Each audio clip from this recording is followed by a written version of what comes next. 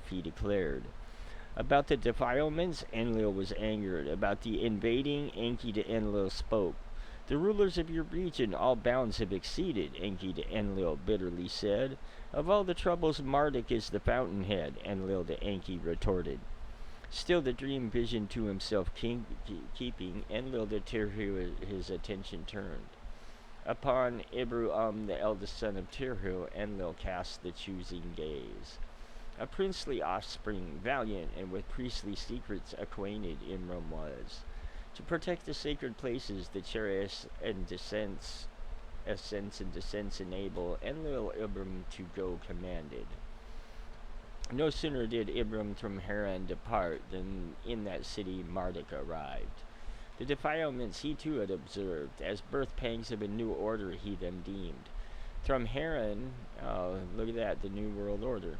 From Haran on the threshold of Sumer, his final thrust he planned. From Haran at the edge of Ishkar's domain situated, the raising of armies he directed.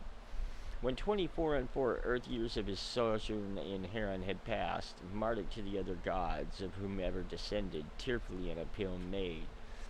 Confessing his transgressions, but insisting on his lordship, to them he thus said, O gods of Haran, O great gods who judge, learn my secrets. As I girdle my belt, my memories I remember. I am the divine Marduk, a great god. In my domains as Ra I am known. For my sins to exile I went, to the mountains have I gone, in many lands have I wandered. From where the sun rises to where the sun sets I went, to the land of Ishkar I came. 24 years in the midst of Haran I nested, an omen in its temple I sought. Until when, about my lordship, an omen in the temple I asked. Your days of exile are completed, to me the oracle in the temple said. O great God, who the fates determine, let me to my city set my course. My temple Esagil as an everlasting abode establish, a king in Babylon install. In my temple house let all the Anunnaki gods assemble, my covenant accept. So did Marduk, confessing and appealing to the other gods, his coming announce. By his appeal for their submission, the Anunnaki gods were disturbed and alarmed. To a great assembly counsel to take, Enlil them all summoned. All the Anunnaki leaders in New Berkai gathered. Enki and Marduk's brothers also came. About the happenings, all of them were agitated. Opposed to Marduk and Nabu, they all were. In the council of the great gods, accusations were rampant. Recriminations filled the chamber. What is coming no one can prevent. Let us Marduk's supremacy accept, Enki alone counseled. If the time of the ram is coming, let us Marduk of the bond of heaven earth deprive, Enlil in anger proposed. To obliterate the place of the celestial chariots all except Enki agreed. To use therefore the weapons of terror, Nergal suggested. Only Enki was opposed. Of the decision, earth to Anu, the words pronounced, Anu to earth, the words repeated. What was destined to be, by your decision to undo will fail, so did Enki say as he departed. The evil thing to carry out, Ninurta and Nergal were selected. Now this is the account how fate to destiny did lead, how step by step, some in long forgotten times taken, the great calamity made happen. Now let it for all time be recorded and remembered. When the decision to use the weapons of terror was made, to himself Enlil 2 secrets kept. To no one before the terrible decision taken did Enlil the secret of Galzil's dream vision reveal. To no one until the fateful decision was made did Enlil his knowledge of the terror's hiding place disclose. When despite all protestations the council to use the weapons of terror permitted, when Enki, angry and distraught, the council chamber left, in his heart was Enki smiling. Only he knew where the weapons were hidden, so did Enki think. For it was he, before Enlil to earth had come, who with Abgal in a place unknown the weapons did hide. That Abgal to the exiled Enlil the place disclosed, that to Enki it was unknown.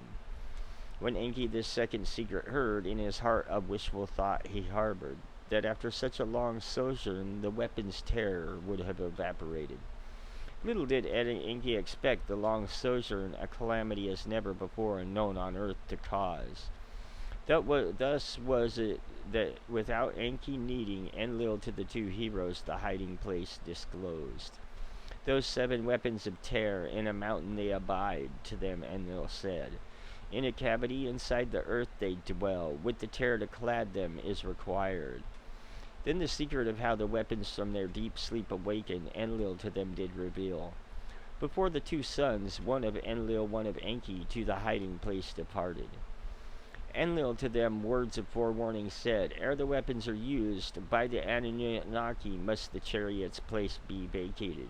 The cities must be spared, and the people must not perish. In his skyship, Nergal to the hiding place soared, Ninurta by his father was delayed. A word to his son alone Enlil wished to say, a secret to him alone reveal. About the prophecy of Gazu and the choosing of Ibram to Ninurta he told. Is that Libram? Hard to say. Obram. Hot-headed is Nergal, and make sure that the cities are spared, that Ilbrim is forewarned, to Ninurta, Enlil said. When Ninurta at the weapon's place arrived, Nergal from the cavity had already taken them brought out. As their enemies from the long slumber he awakened, to each one of the 7 Nergal a task name gave. The one without rival was the first he called, the blazing flame the second, the one who with terror crumbles the third, mountain melter the fourth. Wind that the rim of the world seeks he named the 5th, and the one who above and below no one spares was the 6th. The 7th with monstrous venom was filled, vaporizer of living things he called it. With Anu's blessing were the 7 to Nergal and Ninurta given, therewith to destruction wreak. When Ninurta at the place of weapons of terror arrived, to destroy and annihilate was Nergal ready. I shall kill the son. I will annihilate the father, Nergal with vengeance was shouting. The lands they cover will banish, the sinning cities I will upheaval, so did Nergal enraged announce. Valiant Nergal, will you the righteous with the unrighteous destroy? So did Ninurta his comrade ask. The instructions of Enlil are clear. To the selected targets the way I will lead, you behind me will follow. The decision of the Anunnaki to me is known, Nergal to Ninurta said. For 7 days and 7 nights the signal from Enlil the 2 awaited. As was his attention, when his waiting was complete, Marduk to Babylon returned. In the presence of his followers, with weapons armed, his supremacy he declared. 1,736 was the count of Earth years then. On that day, that fateful day, Enlil to Ninurta the signal sent. To Mount Mashu Ninurta departed, behind him Nergal followed. The mountain, the plain, in the heart of the 4th region, Ninurta from the skies surveyed. With a squeezing in his heart, to Nergal a sign he gave. Keep off, to him he signaled. Then the first terror weapon from the skies, Ninurta let loose. The top of Mount Mashu with a flash it sliced off. The mountain's innards in an instant it melted. Above the place of the celestial chariots, the second weapon he unleashed. With the brilliance of 7 suns, the plain's rocks into a gushing wound were made. The earth shook and crumbled. The heavens, after the brilliance, were darkened. With burnt and crushed stones was the plains of the chariots covered. Of all the forests that the plain had surrounded, only tree stems were left standing. It is done, Ninurta from the sky shipped, his black divine bird words shouted. The control that Marduk and Nabu so coveted, of it will they are forever deprived. Then to emulate Ninurta Nergal desired, to be Era the Annihilator his heart him urged. Following the king's highway to the verdant valley of the 5 cities he flew. In the verdant valley where Nabu the people were converting, Nergal as a caged bird to squash him planned. Over the 5 cities, one after another, Era upon each from the skies a terror weapon sent. The 5 cities of the valley he finished off. To desolation they were overturned. With fire and brimstone they were upheavaled. All that lived there to vapor was turned. By the awesome weapons were mountains toppled. Where the sea waters were barred, the bolt broke open. Down into the valley the sea's waters poured. By the waters was the valley flooded. When upon the city's ashes the waters poured, steam to the heavens was rising. It is done, Era in his skyship shouted. In Nergal's heart there was no more vengeance. Surveying their evil handiwork, the two heroes by what they saw were puzzled. By a darkening of the skies where the brilliances followed, then a storm to blow began. Swirling within a dark cloud, gloomed from the skies, an evil wind carried. As the day wore on, the sun on the horizon with darkness the cloud obliterated. At night time a dreaded brilliance skirted its edges. The moon at its rising it made disappear. When dawn the next morning came, from the west, from the upper sea, a storm wind began blowing. The dark brown cloud eastward it directed, toward the settled lands did it spread. Wherever it reached, death to all that lives, mercilessly it delivered. From the valley of no pity, by the brilliance's spawn, toward Sumer the death was carried. To Enlil, Enki, Nynerda, and Nergal the alarm sounded. Unstoppable, the evil wind, death to all it delivers. Passover. The alarm Enlil and Enki to the gods of Sumer transmitted. Escape, escape! To them all they cried out. Let the people disperse, let the people hide. From their cities the gods did flee, like frightened birds from their nests escaping they were. The people of the lands by the evil storm hands were clutched. Futile was the running. Stealthy was the death. Like a ghost the fields and cities it attacked. The highest walls, the thickest walls, like floodwaters it passed. No door could shut it out. No bolt could turn it back. Those who behind locked doors hid inside their houses like flies were felled. Those who to the streets fled, in the streets their corpses piled up. Cough and phlegm the chests filled, the mouths with spittle and foam filled up. As the evil wind the people unseen engulfed, their mouths were drenched with blood. Slowly over the lands the evil wind blew, from west to east over plains and mountains it traveled. Everything that lived behind it was dead and dying. People and cattle all alike perished. The waters were poisoned. In the fields all the vegetation withered. From Eridu in the south to Sippar in the north did the evil wind the land overwhelm. Babylon, where Marduk's supremacy declared by the evil wind, was spared.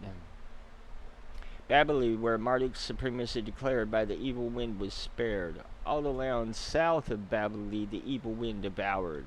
The heart of the second region it also touched. When in the aftermath of the great calamity, Enlil and Enki to survey the havoc met. Enki to Enlil the sparing of Babylon as a divine omen considered. Marduk to supremacy has been destined. By the sparing of Babylon is confirmed. So did Enki to Enlil say. The will of the creator of all it must have been, Enlil to Enki said. Then to him the dream, vision, and prophecy of Galzu Enlil revealed. If that by you was known, why do you use the weapons of terror not prevent? Enki asked. My brother, Enlil to Enki with a sorrowed voice said. Enough seen was the reason. Whenever after your coming to earth the mission by an obstacle obstructed was, away the obstruction to circumnavigate we have found. Of that the fashioning of the earthlings the greatest solution, also the fountain of a myriad of unwanted twists and turns it was. When you have the celestial cycles fathomed and the constellations assigned, who in them the hands of destiny could foresee? Who could between our chosen fates and our unbending destiny distinguish? Who false omens proclaim? Who true prophecies could pronounce? Therefore to keep to myself the words of Galzu I decided. Was he truly the creator of all's emissary? Was he my hallucination? Let whatever has to happen, happen, so to myself I said. To his brother's words Enki listened, his head up and down he nodded. The first region is desolate, the second is in confusion, the third is wounded. The place of celestial chariots is no more, that is what has happened, Enki to Enlil said. If that was the will of the creator of all, that is what our mission to earth remained. By the ambitions of Marduk was the seed sown. What the crop resulted is for him to reap. So did Enlil to his brother Enki say. Then he the triumph of Marduk accepted. Let the rank of 50 by me for Ninurta intended to Marduk instead be given. Let Marduk over the desolation in the regions his supremacy declare. As for me and Ninurta, we will in his way no longer stand. To the lands beyond the oceans we will depart. What we had all come for, the mission to obtain for Nibiru the gold we will complete. So did Enlil to Enki say. Dejection was in his words. Would different matters have been were the weapons of terror unused? Enki his brother challenged. Should we have the words of Galzu to Nibiru not return heeded? Enlil retorted. Should Earth's mission have been stopped when the Anunnaki mutinied? I did what I did, you did what you did. The past undone cannot become. Is not in that too a lesson? Enki asked them both. Now, see, the ulama have a little bit of a different view as far as that goes, and the Ramashad speaks very much about the past very well being able to be undone by the Anunnaki. So, it's an interesting contrast. Is not what on earth happened, what on Nibiru had taken place mirrored? Is not in that tale of the past the outline of the future written? When mankind in our image created, our attainments and failures repeat. Enlil was silent. As he stood up to leave, Enki to him his arm extended. Let us lock arm as brothers, as comrades who together challenges on an alien planet confronted. So did Enki to his brother say. And Enlil, grasping his brother's arm, hugged him as well. Shall we meet again on Earth or on Nibiru? Enki asked. Was Galzu right that if we die to Nibiru go? Enlil responded. Then he turned and departed.